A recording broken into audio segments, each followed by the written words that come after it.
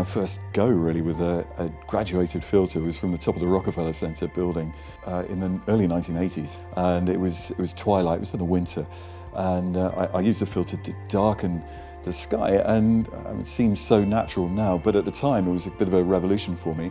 I could see how it was balancing the light and improving the picture, and when I got the film back, it was a really probably the best picture I'd ever done of a city skyline. So that got me really into it from an early age.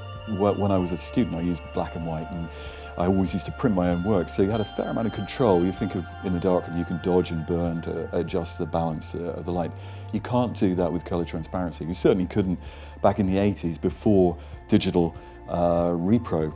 Everything had to be right on film, and I pretty quickly learned that if I used neutral density graduated filters, I could produce better pictures, and that gave me a sort of an edge in the marketplace. I've always used them ever since, and certainly using transparency film, I was always trying to get the picture right in camera. I think everybody knows that you can do an awful lot with digital post-production.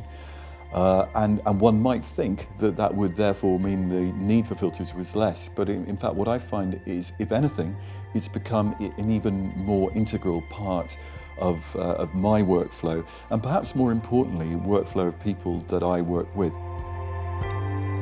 DSLRs have excellent live view. You can position the filter at the taking aperture.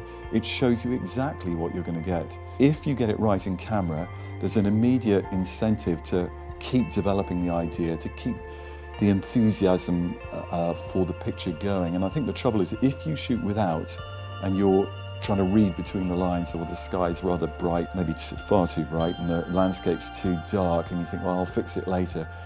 The landscape area, the dark part of the image, the signal quality is not so high. Better signal quality, better tonal quality, better color detail. And in that sense, it really helps enhance the sort of craft element of photography.